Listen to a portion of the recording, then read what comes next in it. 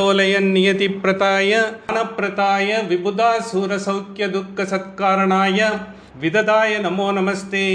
यो विप्रलिम्ब विपरीत मति प्रबोधान् वादान् नरस्य कृतवान् भुविदत्ववादं सर्वेश्वरो हरिरीति प्रतिपादकं तम् आनन्दतीर्थमुनिवर्यं नमामि। पूज्याय राघवेन्द्राय सत्यधर्मरताय च भजतां कल्पवृक्षाय नमतां कामधेनुवे।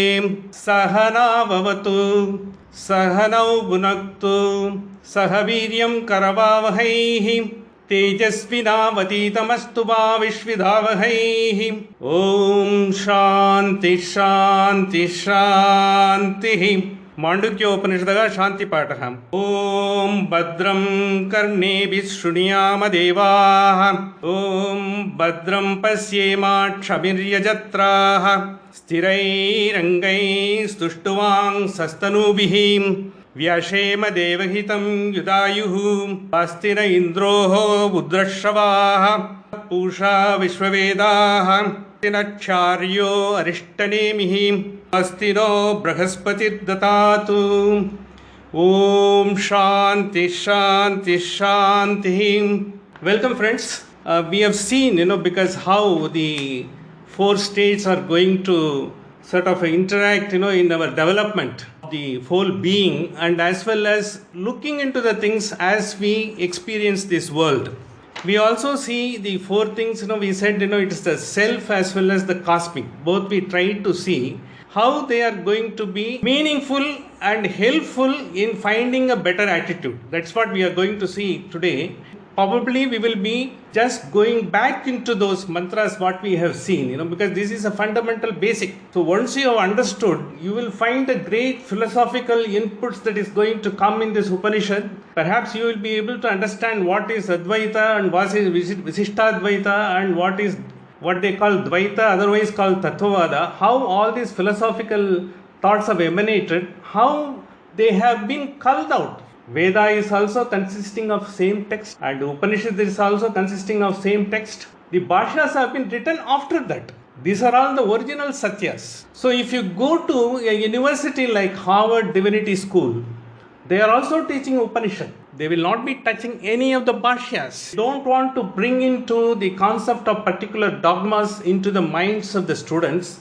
They want the students to think themselves from the original words of the Upanishad. This is where, because one great Acharya, who was well versed in all the philosophies, when he was asked, how come, from the same text, you are getting the Advaitic concept of view and Visishtadvaitic concept of view and the Tattvavada, otherwise called Dvaita set of concept of view, he said, once you ask a question, once you read a text, you ask a question whether it is real or unreal, then your investigation starts in working out what is real, unreal, then it takes you to Advaitic concept. Once you ask a question on the same text, once you see, you are used to, so you are a logical person, so you want to ask a particular question. We are the part of the whole, because the whole will have to have part.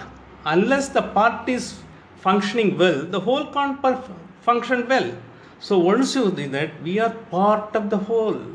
We are not separate, little different from Advaita, then you get a Visishtadvaita. So then you ask a question, there must be a power who must have created this entire universe, and he must have accorded the knowledge, energy and strength to experience this world into. What is that? Then you investigate into that, you can get Vaidik or Tattvavada philosophy. It is basically how you are looking into the text from 3 points of view. That is how you are getting it. It is not that you cannot be sort of juxtaposing with one. This is good or that is good and all. All of them are good depending upon what you are asking for, what you are seeking for. But then over and above that, after you hear all those things, once you have understood, because what is this world and how we are going to get through this world, then you try to find, slowly think over yourself. Am I going, because am I getting, what I want to? Or am I to get anything more? Should I need anything more to get? When you are asking, we will see that wonderful question, because after this last mantra we saw, we have that particular question that will be coming to us. All the acharyas have asked this question. And not only these acharyas who have tried to imbibe the Upanishad in themselves, they have also asked the questions. And when they have asked all these questions, finally they have got the answers themselves, Svata Pramana. So you will find, because someone doing, because they may be belonging to a particular dogma, but their practices may not be same. They may be, calling themselves Advaita, but they will be doing all the practices, which possibly is not, we will feel, it's not probably Advaitic practices. Not necessary, it is their own conviction. Likewise, in every dogma it is there and all. Therefore, we will have to come out of that, open up ourselves to the whole bright universe, expanse universe, which is taking you to the phenomenal heights, which otherwise is not possible. That is where we are going to go. So as we go about it, we will also be going into the story of Talpade and what we talked about, how it is relevant in this concept, and how this great, the concept has been realized by these great men who had no resources and no way to know anything, no facility what we have today. With all those things, how they could realize, how they could go about, that will put us into some sort of we will have to feel little humbled, because they have done so much, with so little. But with so much, we are not able to do even a little. That is where we will feel how we have to grow, expand. That's what is going to come about. So here, as we go, just for the purpose of our own sort of a recap, and as well as to have the feel of the mantras, I will just recite the first three mantras, then we will go to the fourth. Om ityetam aksharam itangum sarvam tasyoma upavakhyanam, which is said, because Om, how upavakhyanam is, which is elevating, upavakhyanam, it takes us up, everything and all. Bhutam bhavatu bhavishyatiti, all the three. Om is all the present, past and future, and this has got no meaning, they are all encompassed into Om itself. Sarvam Bhunkara eva, this is what we said. And we also said, Yat Cha Anyat Rikarathitham Tatopya Okara eva. It is beyond all the three. It is beyond everything. All the three times in the sense, because the Jiva is having, it's supposed to be Nitya. It is supposed to be there. And Kala is supposed to be Nitya. This Prakriti, the world we are, universe, what we are having, it is also supposed to be, as far as we are concerned. Because it is going to be there when we were born. It is going to be there when we will leave. Because during our lifetime, we will be seeing the same Prakriti. So is our forefathers. So is our successors. They will be seeing it. Trikalathitam, it is there. But over and above that, in the Shastras, Lakshmi is supposed to be Trikalathitam, other than the, how it is Paramatma, because she is the one. If you see anything in this world, everything around this world, she is the probably one, because based on, what is created, she is giving you everything. That is how, we are worshipping Lakshmi, we want the resources. And we want how to meaningfully use the resources. We use the another form of the same goddess, but of course, call it by a different name, Saraswati. And she gives us the Vidya. And when we have to courage, as well as you have got to the sort of self-confidence to proceed in this world, and not to be taken away by any of the, then we call Durga. All the three are there. And all these three gods, if you see, they are all interconnected. They are, in fact, that Mahalakshmi is supposed to be the formation of everything. Mahagauri is also supposed to be the composition of all the three.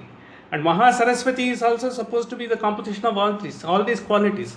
But depending upon our life and experience, what we need at that point of time, these gods have been identified. In fact, they are existing there to give you the particular knowledge and attitude. That is how we are Trikalathitam. Beyond all these things, the power that is existing, that is Trikalathitam. What you call consciousness in Advaita philosophy, or the Vishnu in the Advaita philosophy. When we have taken that, we said, there is a self level as well as the cosmic level. The self level, perhaps, this word, we have used it, but very sparingly, just for the purpose of remembrance. The self is called Vyashti. Monad, I used a word called monad. Monad is nothing but a Vyashti. That is a beginning of a series of an independent number. So those who are aware of, our remainder theorem, in our early days, when we studied the rational integral function of x, we used to, let's forget about it, but it used to be called a rational integral function of x. Then only you will have the remainder theorem proved. If it is irrational, if it is not independent, you will not be able to prove. Rational, integral. If it is not integral, you can't prove like that. So likewise, all this build-up of philosophy is a sort of structure. Philosophy is all sort of a construct based on the thought development, how the thought could be developed. This is what exactly you might have heard, one philosopher called Immanuel Kant. Immanuel Kant has a German philosopher, he has said, all philosophies are construct on the thoughts what you want to do. Like, if you ask the same question, whether it is real or unreal, whether am I part or it is a part of the whole, or whole is a part of me, how am I to do it? So when it comes, this is where, we look into all those things. The construct of the thoughts, the construct of the philosophy comes in. When the construct of the philosophy comes, you get into what is that, we are going about, what is that we have come about in this life, how we are going to get. What does it have a meaning? And then, because we will ask quite a bit of pertinent questions.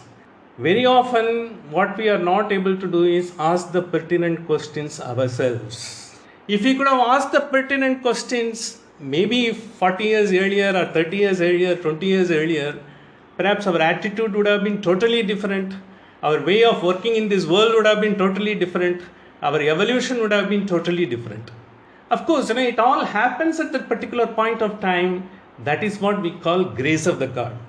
The grace of the God, why? Because why you should get it at now? Because some people get it much earlier and all. It is the grace of the God. And grace of the God, when we say we have got the concept, because he has got the prarabdha karma, he has got the punyas made and his account is there. That is one way of explaining.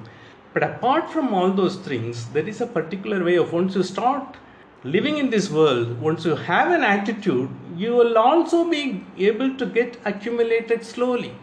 That is what we are trying to do that at this particular point of time. Once we have called this concept, Trikalatitam is beyond everything. The Vyashti is the self part and Samashti is the Virat. It's networked the entire sentient and insentient beings who knows everyone's mind, who knows what they are proposing to do, he knows what you are going to do next moment. Not only me, he knows every creature in this world. That is a Virat, Vishwarupa. He knows that. And that is called the Virat, in the philosophy as Advaita would like to. Here we call it Vishwanara, which is what that it says. Vishwa is Vyashti. Vishwanara is Samashti. Is beyond everything. Virat, otherwise we call it. So this is required. Why? Because he helps you to see the things in the Jagradasthavastha. So as we go about it, then he gives, we brought a concept, logically how you see beautifully this Upanishad has been built up. Having created that, they said, Sarvam hi etat Brahma. Whatever is there here, if you see, they are all Brahmans. Brahmans in the sense, they have been put in front of you because of his desire, because of his ordain. They are all creations here. It is not that something have come out, because if you are seeing something in front of you immediately, that is because you have been ordained to see it is a creation, it is a Brahman. Whatever you see, any creature, sentient, insentient, all of them have got a substratum.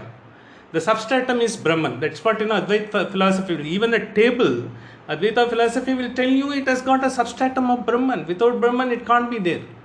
The one beautiful example given in Advaita philosophy to make the philosophy understand in a particular way is, there are very ornaments. You go to Tanishq or you go to TBZ.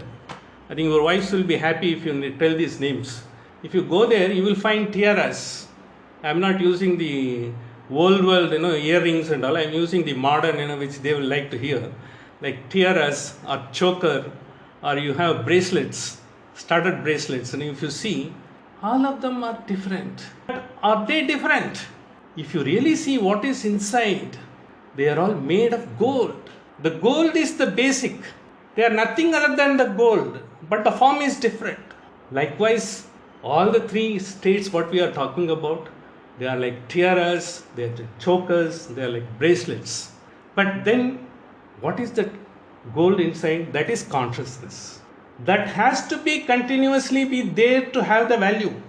Without consciousness, none of our thoughts will have value, none of our actions will have value, none of what we experience will have a value.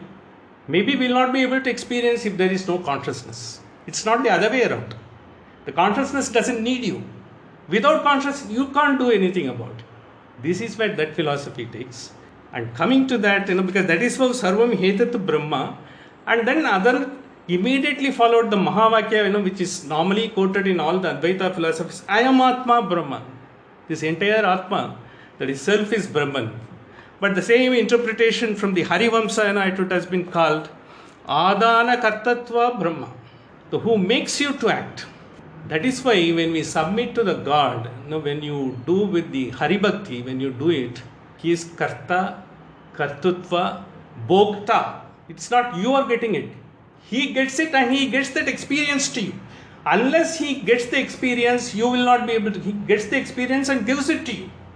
See, when we go to a particular, say we are all seeing one particular thing. Let us say, we are going to Kanyakumari to see the sun coming down and the moon rising up on a full moon day. This happens. It's a wonderful sight, to behold. Sometimes, people may not be able to see, no, I didn't see that, it looked like that. Because you may be in a position you would not have seen that. But then it happens. This is how, unless He creates it. He creates it and He creates that wonderful natural phenomena, like natural lights. And, if you want to see the northern lights in Alaska, northern lights in Finland, people are traveling, spending fortune to see the northern lights, in a particular season, especially immediately after the spring. After the fall, they go there to get that and see. And in fact, you are being given a certification. He has seen the northern lights. That is considered to be one of the biggest achievement in life. For that also, they charge some $2,000. That is different thing, because that is how it is there. Who is creating that? The northern lights is created by Him for you to enjoy and for the tourist to make the money. Both are there, of course. He has given it, because the tourist is supposed to make the money because of his past karma is making it. You are supposed to see it. But so many of us have not seen. But we are seeing somewhere in TV. At least that we are able to see and appreciate. Yes, there could be some phenomena like this.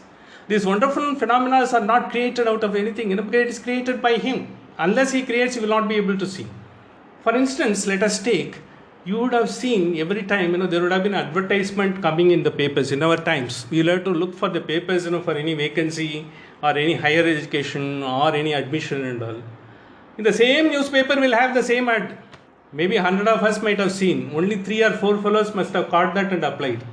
And we will see how come I missed it and all, Because he is bound to see it, he is given it, and he was at that point of time aware of it, and he got it and he went through that. He was destined. You can't sort of explain any other way from the prarabdha. He had it. He had got the vasanas to get that. He had the full interest. He was working on that. He said, I will have to go for this. If a person is going for a sort of a UPSC, and then he must be looking for when they are going to ask for the ERTS and when they are going to have the preliminary exam, you will be following up. But then if you have a different interest and you are a little dissipating your interest in so many things, you might have missed it. This happens. He brings it everyone equivocally. But then He makes people to see based on their vasanas. His job is to create what you are ought to see, what you are ought to enjoy, what you are ought to see it. But at that point of time, He is also supposed to be enjoying what you are getting it. Because you are getting as per your yogyata, swasvat yogyata. You are supposed to be getting it, you are getting it. By giving it, He is enjoying it. He is not going to get the benefit. That is what this concept says. So the other concept is, without the consciousness, you would not have seen anything. Once you have a awareness, that is consciousness or the power that is giving you, then you are able to live in this world wonderfully. Because you will not be able to see, you are doing it. He is doing karta and kartatva, bhokta, and He is giving you the bhokta also. Without that, you will not be able to. That is why the first sloka, which we say in the puja, Nishushuta Ganapati Ganeshutvam Ahugu. You come here, make your puja. Nishushuta Ganapati Ganeshutvam Ahugu. You do it and you give me the benefit of it. I am just only an instrument. I will just pour water because you are making me to pour water. That's all. You ask me to put the flower on you, I am doing it. That is all. Likewise, once you have that concept, once you know I am not doing it, basically what it means is the I and the mind are the biggest barrier in getting the true and the blissful pristine, pure experience in life. Once you get that, what will happen? You will not have any attachment. If something happens also, you will not be overjoyed. You will not be having exuberation. You will not be having irrational exuberation. Otherwise, you will not be unduly worried. Both will not be there. Once that gives, you will be able to concentrate on what you are doing. Some failures, some like Reliance also, they have not succeeded in everything. I know how many projects they have failed, how many projects they have started, and I think they have tried make others to fail. All are there, because it's a business and they are doing it. They are into that. That is a game. They are playing it. It is bound to be played once you are also into that. The rules of the games are there. If you are capable, you are going to play that. Otherwise, you are not going to play that. If you are in Hollywood, because unless fame and fortune is there, you are nobody. And if you are in Wall Street, unless the index goes up, you are someone. Otherwise, you are nobody. Or if you are in Harvard, unless you get to 2-3 PhDs, or you have done the postdoctorate, unless you are a visiting professor to someone and all, you are nobody there. Likewise, each place has got its own relevance. So depending upon what we are up to, what we want to, then we get it into this world. This is exactly, this is the first two mantras they gave you, and Soyam Atma Chatushpat. So that Atma who is getting it done, or who is the self, as considered by the Advaita, he has got 4. There only first we went to the Jagrasatthano Bahipragyaha Saptangaha Ekona Vimshati Mugha Sthulabuk Vaishvanaraha Pradamapada. So when we said once you are getting the experience every time and all, it's not that you have to have awareness every time God is giving it, I am not. You just concentrate on what you are doing. Even in these difficult circumstances, when you are having pandemic and economic activities almost come to a grinding halt in most of the places, even to plan a project is very different. How come a company like Reliance is putting a blueprint to see how we are going about and how it has created, because that is where, you have to continuously think. A friend of mine whom I think briefly Prabhuda knows, he used to conduct, he is one of the senior managers retired from a bank. He didn't know what to do, he started conducting tours. So he was very successful in conducting tours. For the last 2 years, there was no tours. Suddenly, I received a message from him. So if you want to sweetest mangoes, you will be getting it in at your doorstep within 2 days. He has organized somewhere, getting the mangoes, and right from farm fresh, it comes to your place once you pay this amount, and suddenly he gave it and all. So likewise, he goes on continuously doing it. How? It's because he doesn't, he is not, I'm only, so I have to conduct tour. How can you conduct tour in the pandemic? No one will come out of their house. What is the tour you are going to conduct? So likewise, it gives you impulse, it spurs you into action. Once you are not going to do whatever you are going to available in front of you, you can see that and do that. You don't have to go and study somewhere and get it and all. It is all in front of you. Everything is available. Very often what is obvious, we are not seeing it. We are always thinking of what is not available to us right in front of us and looking for that. This is exactly chasing the life continuously. When you are chasing the life continuously, when you don't see what exactly is in front of you, it takes you away not only from your capabilities, your capability further, to see yourself inward and develop yourself and go for further action. So you don't have to have a continuous awareness, yes, it is the God. You are completely look, God has given in front of you so many things. Give your attention to that. That will give you something else. This is exactly what it is. Again, it also happens, let me take the other way around. It's not you are only talking about good things. What about the bad things in life? There are some bad news, something, you are also getting some affliction or maybe little discomfort. You are worried about it. What is that? Take one thing into account. Assuming, you have got good experience or some, you think, something, which is disturbing you has arisen. Throughout the day, it's not going to be there. Because your thoughts are continuously changing, restless. They one after the other, facilitate, they are coming. You will be having it for a moment and then next moment, something else will call your attention, then you will go. But that lingering thought will come. Supposing you feel it has happened to me. If you think that will continue to linger you. See, it should have, I should have got it, I have not got it. Okay, then you will get into something else.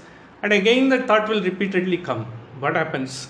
This is exactly assuming that we have got some chronic illness or anything like that. In a medical conference, the doctors try to explain what is this chronic conditions, how it gets manifested, how the management is being done now, whether it is correct or not. There was a discussion. When they discussed, you put three concentric circles. The first concentric circles is the discomfort to your physique. That is only 20% of it. The next bigger concentric circle is you feel the effect of it. Because of that, this will happen. See, because of this, I have this. I think this will spread. The temperature will go up. I may have further these things. This could also be one of the symptoms of the pandemic. All those things. That is, of course, it's not actually there. When the physical pain, what you are imagining, what are all the likely manifestation, that is a bigger circle. And the third big circle is, if this is that, how I will be able to go out, how I will be able to interact with others, what others will think of me. I will not be able to attend, wearing a good sort of a dress, for a wedding, or even if I have to have an online class, and I will not be able to display myself in a very good disposition. When you have all those things, there is a third concentric circles. Basically, the physical pain part of it is only 20%. The rest of the imagining part of it and your third, how others will perceive, that part of it is 80%. Some of you might be aware, heard about Pareto principle. The Pareto principle is that 20% of the causes are for the 80% of the trouble. As well as 20% of the goodness that is responsible for 80% of the growth. We did have a study when I was in public sector, we had the occasion to do it. It is not even 20%, it is only 11% of the people for contributing the entire the welfare of the company, growth of the company. The rest of the 89%, they are all, we can call them in a very, very professional language as passengers. So when there was a discussion about, the pension and all those things came, for all of us, when we, after all, after they have worked for so many years, they have to get $1. One of our colleagues, because he's snidely, because this report was with us, but we can't disclose that. If you disclose, the employee morale will not only go up, your morale will be put to test by all these employees. What is that you are talking, because we are doing so many things, you people don't know. This study was, because done without their not being aware of it and all. So at that point of time, he said, why do we talk about pension? He asked, in a slight, slanderous way, in the sense, what we are already getting is like a pension. Most of us are not doing anything. What we are getting is nothing more than something like that. So basically what happens is, this Pareto principle, what comes, it is true to every economy. This has not been disproved. He is an Italian economist. He brought this principle way back in 19th century. When you talk about all grand things, our economy will grow like this, our industries will grow like this, and the cost of living will come down, the people, will be having full satisfaction and all if you take it. It is all only 20% of the actions will contribute. 20% of your actions only you will be able to devote completely. Otherwise, you will be announcing the scheme after the scheme. Fatfata scheme, that scheme, this scheme, and all these schemes will be all over publicized. But how they work or how they function is nobody's business. It will all go off like that. This is exactly, because what has been talked about in this pain management also. When the medicines are given to you, it is only addressing the 20% of your pain and physical discomfort. The 80% of it is your own. Unless you are having that placebo effect, unless you are able to get through that, unless you have the confidence, unless you have the super confidence, it is nothing but, it will all go, this shall pass and this shall not stand in front of me. So once you have that, the pain will also go off. Even you may not be needing, any $650 or something like that. You will be able to manage. But are we able to manage? This is what the Upanishad says. When Jagrutasthano, when you have Vaishvanara, and when that Vaishvanara is getting that experience up to you and giving it that, are you able to get the benefit of it?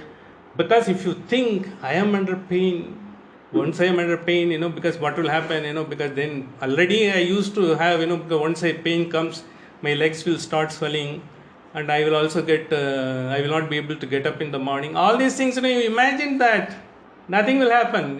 This imagination will grow. And the third thing is, if it is there, how am I to how am I to go for this? How am I to go for this? How others will perceive? You will think like that. Once all those things are taken out, once you don't have anything of any of this sorts, you wash it off, and you think, I have got nothing to do. I am here, something is happening to me. Let it happen. It will also go off. I have not invited it to come. It will go off. Any disease, we are not inviting and welcoming it, and we are giving arati, please do come. We don't do it. Hospitals, they are not inviting us. We are not going to hospital by invitation. Only if you want to get yourself cured, you are going to the hospital. Therefore, why do you think of all those things? You think of what you are up to, what is in front of you, go about it. Once you have it, that you have got his awareness, he has given it to you, you will be very happy. What he has produced in front of you, what he has ordained you to enjoy and experience, otherwise he has ordained you to go through and face it squarely and defeat it. Because any discomfort can be defeated. Nothing is indefatigable. It certainly can be done with this awareness. This is only Jagradasthano Bahiprajnaha Saptangaha Ekonavimshatibhuga Stula Vaishvanaraha Pratamapadaha. See, because that's why in Jagradasthana, what is that? We will only be, because you will be having all those things. You will be going to the railway station, then you will be going to some other place. Everywhere you continue with this attitude, you will not be going. Somewhere, your taxi might not have come. Don't get disheartened. If it is not there, you will take something else and go off. Or, you will wait for that. Even the taxi car doesn't come, doesn't matter. You find out some other alternative immediately to do. You have to reply to some emails, go about doing it. Like that, you will have to find certain alternatives. Once you have that attitude, that means you have, without your being aware, you have got the awareness of the consciousness or the Vaishvanara in you. You are able to get. Being a Vyashti, you have got the power of Samashti to get it.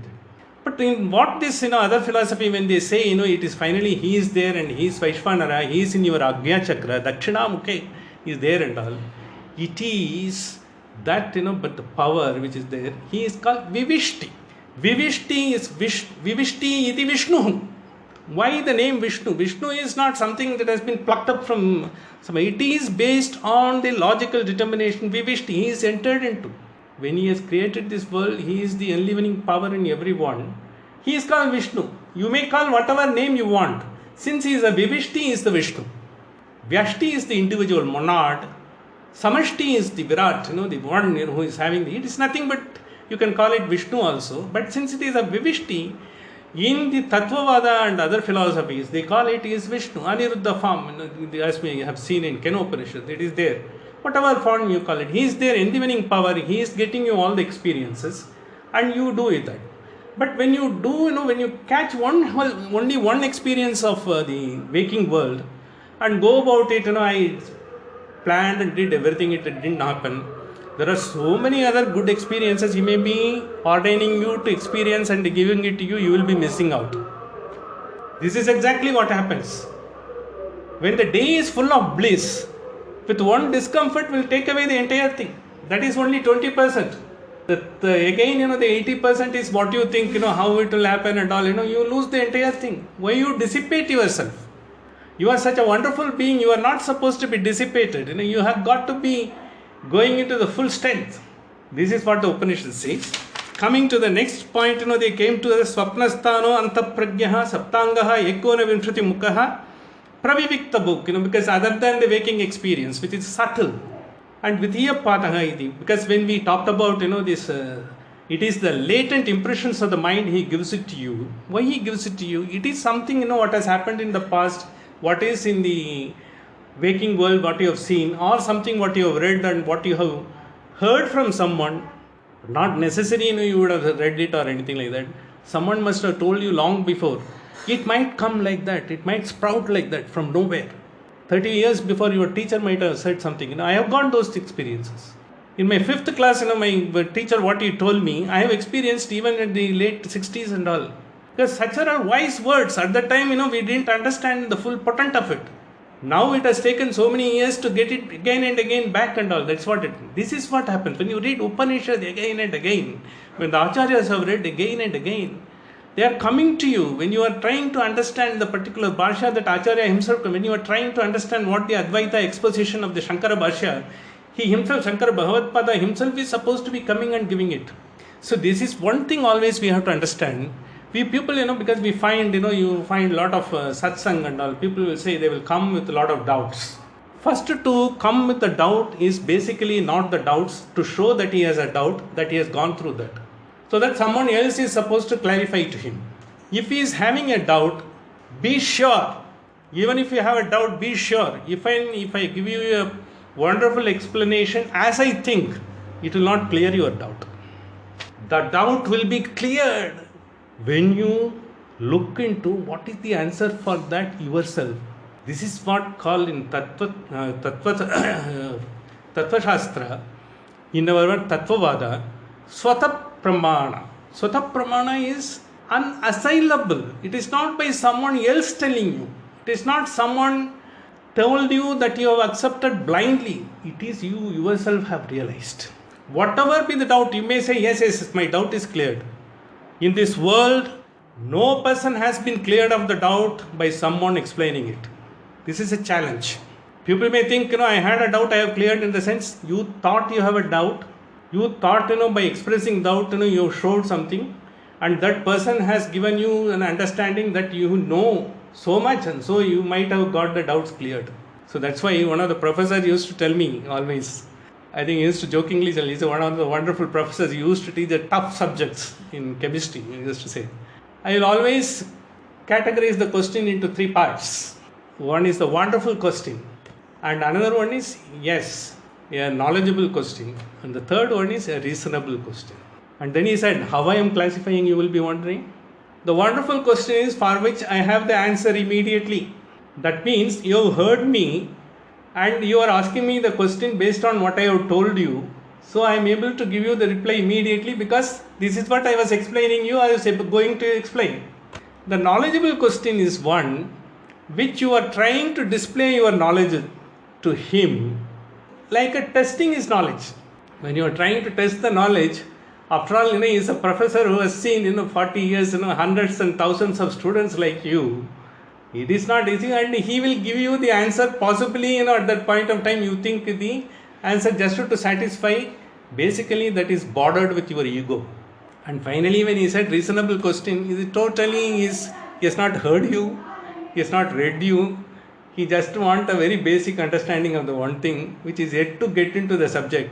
For that reasonable question is, he will tell him, look, first you will have to go through these chapters, and this is there. And if you don't get all these things, then you come to me. See, a person who is totally ignorant, you can guide him. The man who is half ignorant, man who appears to be speaking but not sleeping, you cannot wake him up.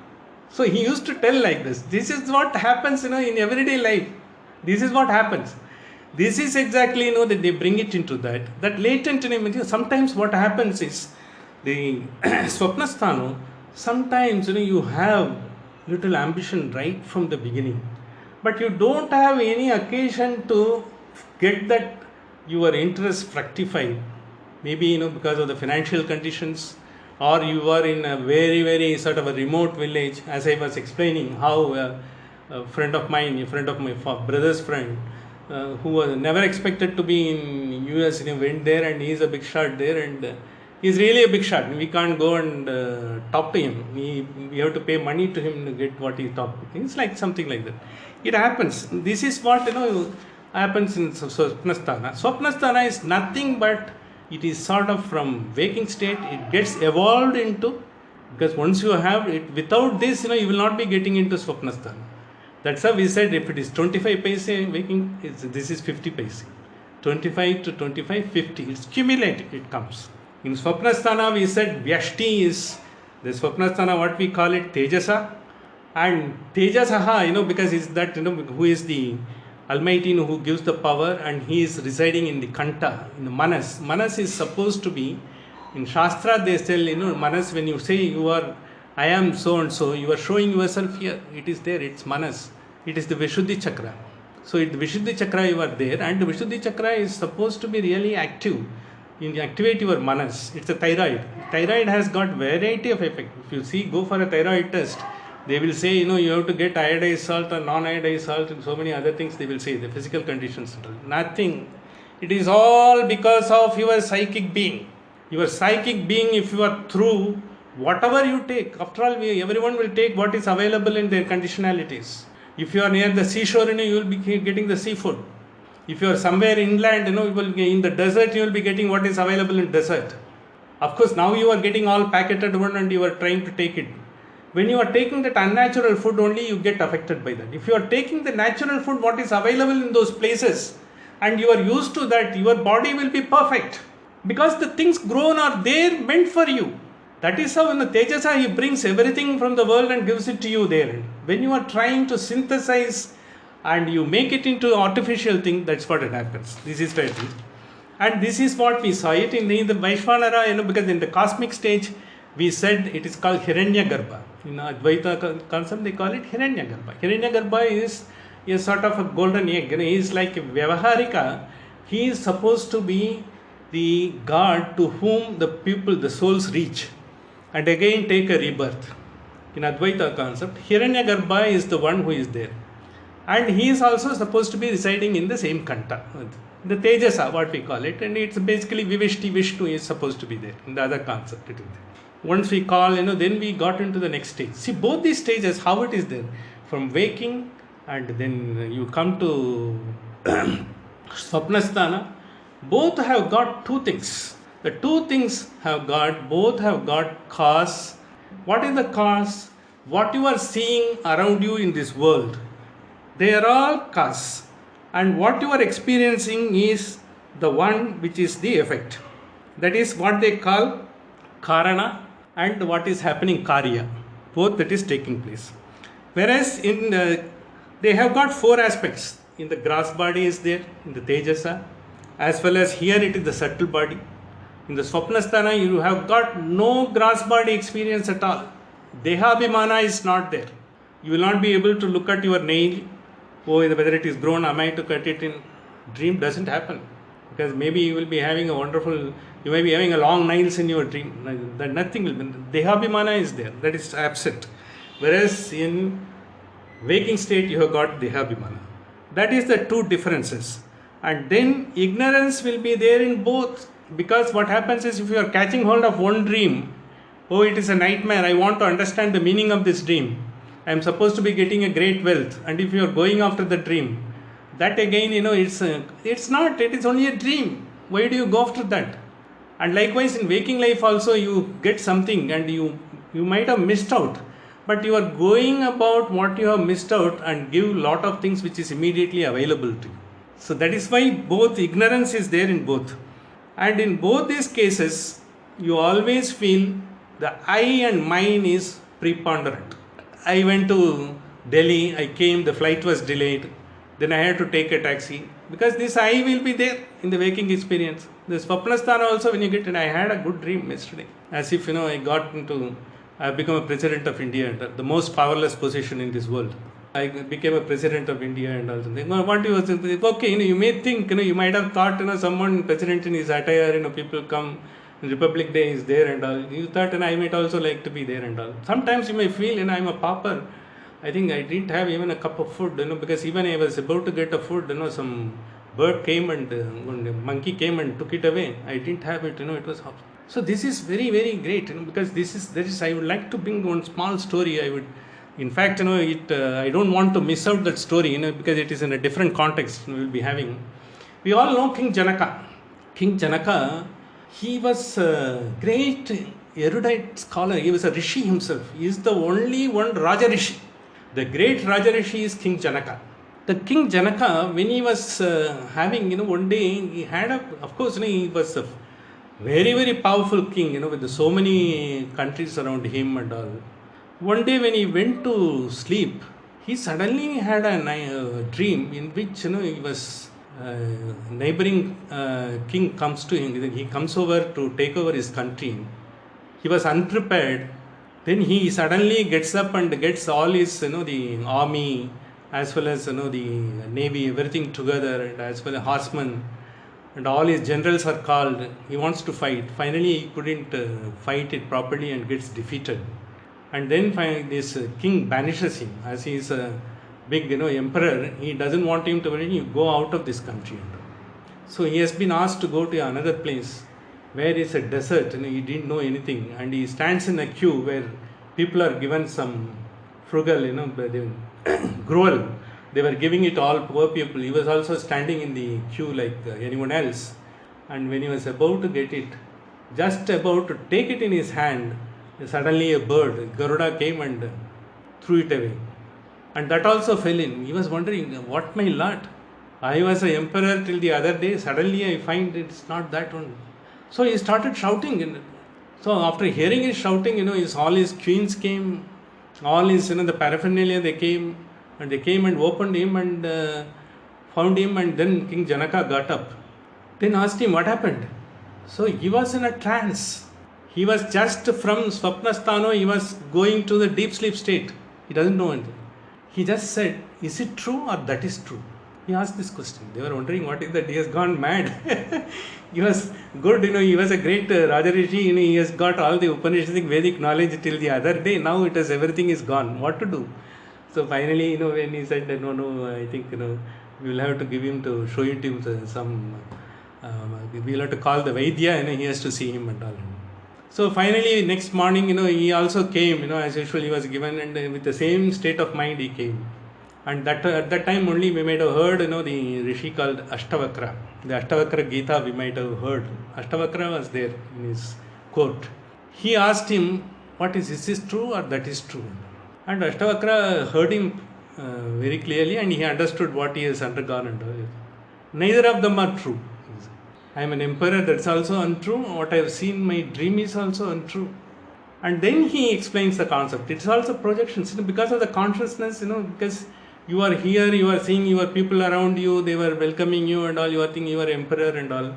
Supposing, because by consciousness you don't observe anyone in your court or nothing at all, you will not feel anything at all.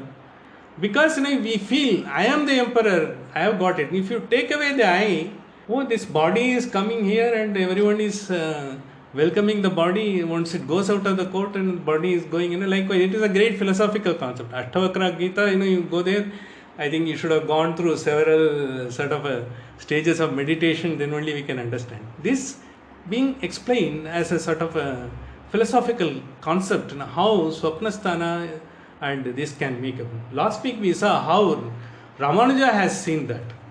Great concept which he could get and made it into a brilliant exposition of the treatise and all. We have seen that also comes in this. So it is remaining in Kanta. That we are just into the last, we came into that Suptasthana, Sushupta, what we call it, deep sleep.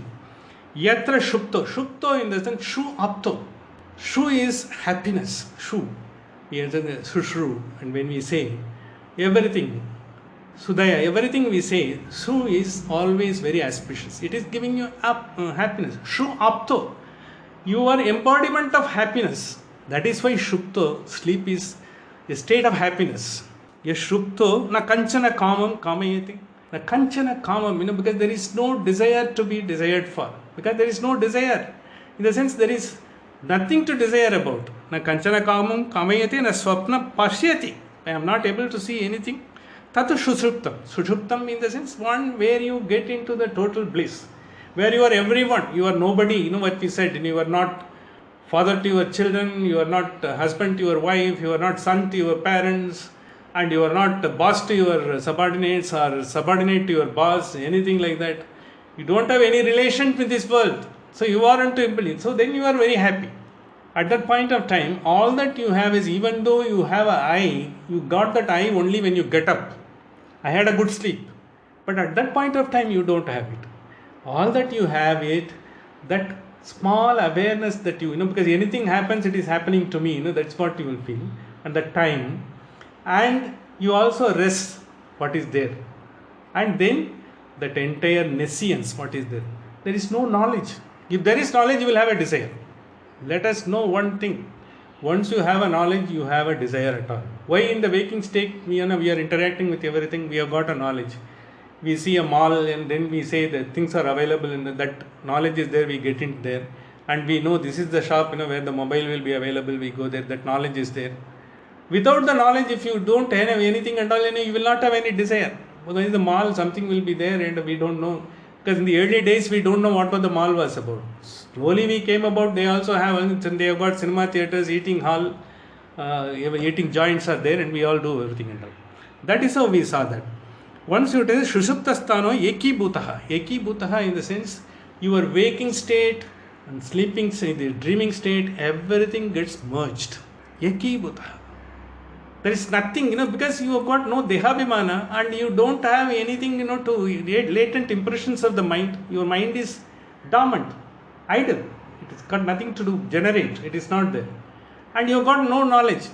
That is the bliss. Once you don't have a knowledge, you don't have a desire and you don't see anything at all. But then you don't know the truth also. What is the highest truth this Mandukya Upanishad wants to take? That also you don't know that. You know only that ajnana. How am I to explain this? Prajnanagana, we said, Prajnanagana is an essence. An essence is that nothing is there. Etam anandamayo. Because of no knowledge, you are anandamayo. How it is? See, supposing all of us are supposing you are going in a flight. It's a night landing flight. I think the best way to take is Chennai. Because Chennai only, you just go through that sea, at the end of, once you come from west, you go there.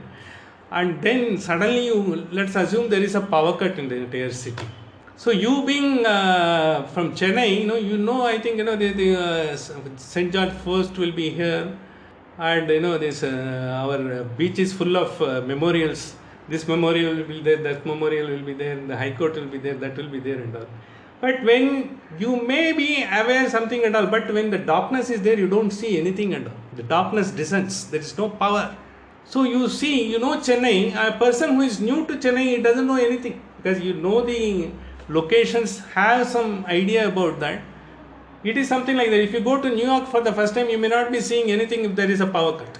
But then they are all there. This is the ajnana. When you say descend down darkness, you are into that. So you don't plan, I will go to that museum and I will go to that Liberty, Statue of Liberty. You don't plan all those things because you don't see them at that point of time. You see, because now the power cut is there, let me get down and see what is happening. You are not planning anything. That is, at that point of time, you are blissful. Your restlessness doesn't start. Your restlessness starts once you get out and see the light. Oh, this is there, and you got the McDonald's is there, there's a KFC is there, and that is there, this is there. You go on looking into so many things. So that is the state when you are Prajnana Ganaha. Gana Prajnana we said. Gana Prajnana, when it is there, because you are enveloped in ignorance. This is what we will also see. There is one more Upanishad we will be seeing, Satprashna Upanishad. There also we are thinking, as a human being, when we are there, we are always enveloped in nescience, Ajnana. Ananda means Jnananda book, Chetomukha. Chetomukha is, it's all together. It is the one face, the Chetomukha, Chaitanya. He is, he is full of Ananda Mukha, the power, the cosmic, the Vyashti, what we call. Here Vyashti is called Ishvara in this. In this Advaita concept, it is called Ishvara. We call the name Hiranyagarbha in dreaming state. Here it is called Ishvara. Ishvara is, he is powerful. He has given you the Ajnana at this moment. But he is full of knowledge. He has given you again, he is not showing you. It is like darkness in the power shutdown. You are not able to see anything. Supposing when you go to a cinema theater, if nothing starts, even the screen is not seen, because it's all dark. It is the stage. Once it starts only, you see the movie and what is going to happen and all. It is like that stage. Chetomukha, Prajna Sthitiya Pada. Prajna is the God who is called the Ishvara. Prajna is same, Chetomukha, Prajna same. Chetomukha is like, it has got he is the one who is Chetomukha, all Vishwa, Swapna, and even the Sushupta, everything together. You are all together, Eki Bhutaha, and he is the one who is giving everything to you. Chetomukha, Chaitanya, Chetna, he is there. The consciousness is there everywhere. He is giving you that. That is the Chetomukha. And that is what, you are able to get this. And he is the one, if he wills, you will be able to get it. So now what happens is, in this, we have to see the important point of it. The Chetomukha is like a great doorway. He is the one who is taking you everything and all. This doorway, you got the physical state in the waking, you got the mental latent impressions in the dream, and you got both merged together, congealed. It is sort of frigid. It is sort of inactive, because your mind and thoughts are not there, inactive at that point of time, and it is like you've got total ignorance, your place. That's what we see. It is there, and this is the state you get full Ananda, Anandamaya, and he is the Ananda book. Ananda book in the sense, he is giving you the Ananda only.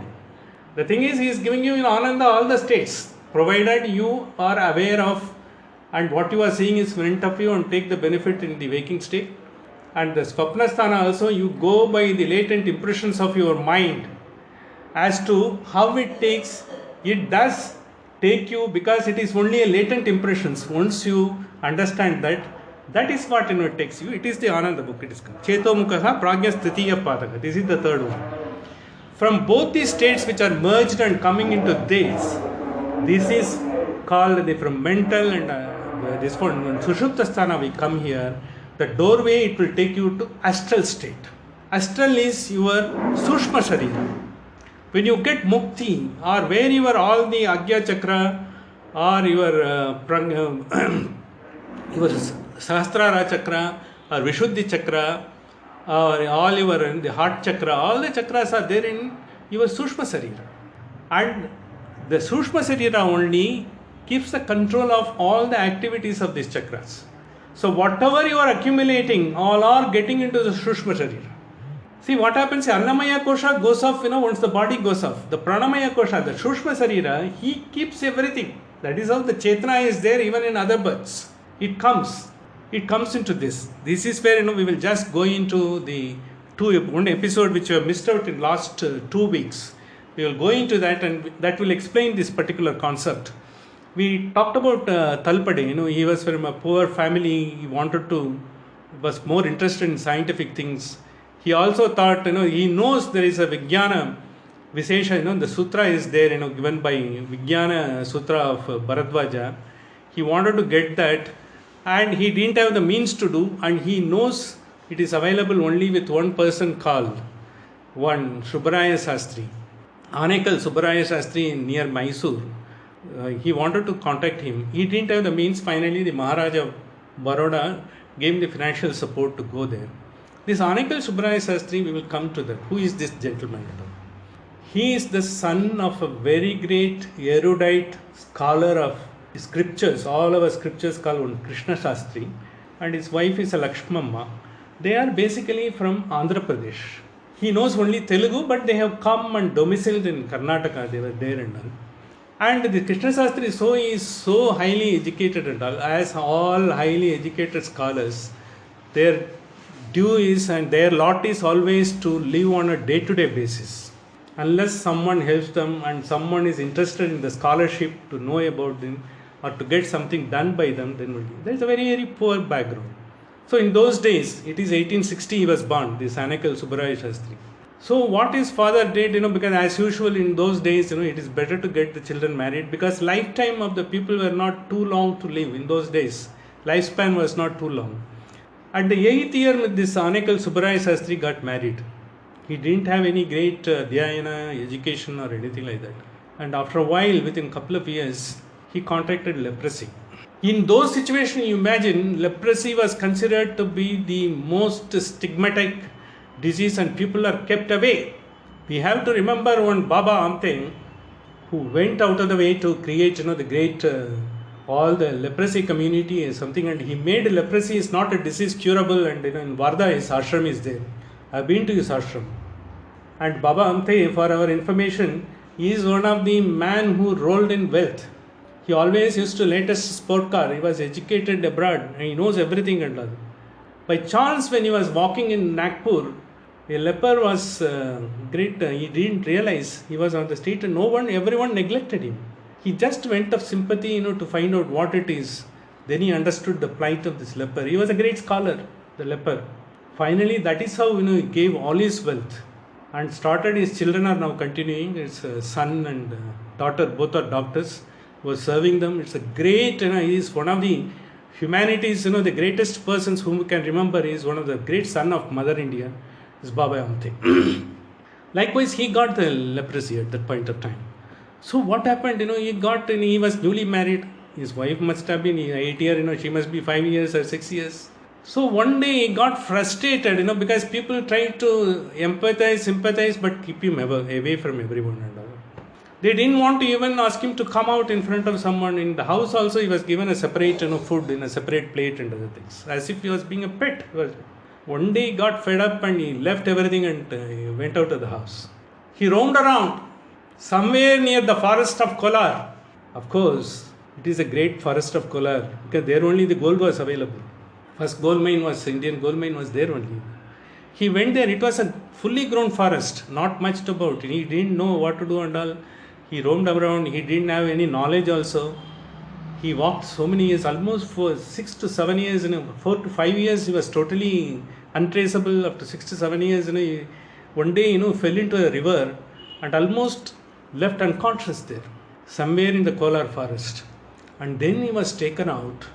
And then I think some sadhus who were meditating, doing tapas or doing little things here and all, they brought him up, they cleaned him up, and then they knew what he said that, and they gave him some sort of some all leaves were there, forest leaves, which are having a curative power on this thing. They tried to apply it on him, and finally he got into his senses. He didn't know what has happened to him. This up to after about when he was 15th or 16th year. And in his house, everyone has forgotten. They said, he has gone. He left the house. He must have gone somewhere, and he may not be. He is no more. That's what they thought. And then when he got up, he didn't know, because he's not a scholar. He is 8 years, and he has come out of the house. And that sadhu, that rishi, who was there, he asked him, what is that? Only thing he knows, he has been done Upanayana. Because before marriage, he has to be done Upanayanam. His father has done Upanayanam. So he has forgotten all Gayatri or mantras, nothing he does know. Then he put his hand on his head and took out a small twig in the forest and wrote something onto his tongue. And for about a month he was there, and then after a month he was cleared of all his leprosy, and he was a very, very clear man. He didn't have anything, but he doesn't know where to go, because he's like he doesn't remember how he came and how he what to do and all. He only knows his house is somewhere near Bangalore. At that point of time, they moved from Bangalore near Kolar somewhere and all. So he thought that is the place where he left. So he wanted to go there. He said, let me try to go there and all. He didn't remember anything, no education, nothing and all. And when he was about to approach to his house, there was a ceremony at that point of time. If so many years, if the boy has not returned, the girl will be termed as she doesn't have a husband. She has to undergo. For all the preparations were being done at that time. What a climax. It would have made a great movie if someone has taken it. It is in his biography. So he went there. And by the time, he went there and he was little, not shaven and all, fully grown. But of course, he didn't have any leprosy. But he has a bright eyes, because after all, the sadhu has given him something and all. Finally, they recognized, he is the fellow and all. They asked him, he didn't know anything. Where was he? What happened to him? Nothing and all. So luckily, the girl was saved from the ordeal of being declared as a widow, and finally he got back into his house, maybe when he was 17th or 18th year. At that point of time, they asked him, his father being a great scholar, I think he was almost in the last days. He didn't know anything. I could have at least taught you something. I think it's my fortune, I couldn't do anything and all. So he left. He also didn't know anything. Afterwards, there is Goti Venkatachala Sharma, one great scholar, who used to come to their house once in a while. He came to his house and he asked him, what is that, where were you and all. But he was not able to say anything, but he was trying to murmur something. He could understand he is telling something very, very important. That is how, when he asked him, why don't you tell, because he doesn't know how to write. The Shastri, Subbaraya Shastri, Anekal Subbaraya Shastri doesn't know how to write, because he has not learned that. But only because of that sadhu and the rishi, what he has written in his tongue and touched him, he had something. So then he came out in full blast like Kalidasa. For about month or two, he gave the full sutra of Veda Vijnana Sutra of Bharadvaja all the 3000 verses and 500 sutras and the expounded explanation on every sutra. What does it mean? How to create an aircraft? What are all the wings? How does it look like? It looks like a bird, but what is the difference between a bird and the instrument? What are all the materials to be used? What are all the process to be done? Everything he croaked out of sheer power and what that has been given and all. This is where you have to understand what the prajna, what we call Ishvara, when he wants to give out of this ajnana, you have got nothing. This sthiti, what he was saying, like everything in dark, nescience, total lack of knowledge. But when it comes in flurry, it comes in full steam, it comes in full pravaha. It came. Finally, the document became a super document. People have not understood. There was a Veda Vijnana, mantra was there, verses were there. No bone, and of course, some people might have done something, because some palm leaves may be available somewhere, but we couldn't find. The only one thing they could find was what this Anekal Subbaraya Sastri croaked out and recited without he being aware of. He doesn't know how to write. This Venkatachala Sharma recorded everything under. And this was finally picked up on Josier of International School of Sanskrit in Mysore. He is a Western person. He was very interested in these things. He got it translated and it was published. And it evinced so much of interest from Jagdish Chandra Bose and C.V. Raman. They went to him. They spent more than a week with him to understand what it is and all. Finally, Jagdish Chandra Bose got it published in Western world, and he also brought about all those things. But even then, it was poo-pooed by the Western world. I think it is something they are telling. I think we have not. They went only go by this. The method of proof and the method of evolution, method of scientific discussions. And based on that only, the S.P. Talpade went and he sat with him for 2.5 months, learnt everything. S.P. Talpade being a Sanskrit scholar, he also could understand everything. So then based on that only, he could design an aircraft, he could fly it 1,500 feet above in Chowpatty beach in 1895. The Anekal Subbaraya Sastri passed away in 1840 and S.P. Talpade passed somewhere in 1845. These two people are unsung. No one knows about them. All we know about is 1903 how the Wright brothers have flown in Dayton and all. That's what we have been told. What has really happened we don't know. And this is the process of coming to that, the process in which what we say prajna, when you have nescience, what is said in the total lack of knowledge, absence of knowledge. The prajna, Shankara would call it, is the total knowledge, merger of the knowledge, is available knowledge, but you are not able to get it at that point of time. Not, giving you the knowledge at the point of time when it comes continuously. This state happens when you are crossing the Chetomukha, the door which takes place. Out of the door, when you go and get into the astral state, there you don't have anything. You are like, it's a sort of a mukti state, where you get the total bliss. You got nothing. You don't have anything on the four states, neither yourself nor the time. Nothing is there. That is the state. Therefore, coming to that, explaining this, waking, dreaming, the physical and mental state merge into the deep sleep state, and the deep sleep state is prajna state. That is Chetomukha, that is the door. In the door, it goes into the mukti state.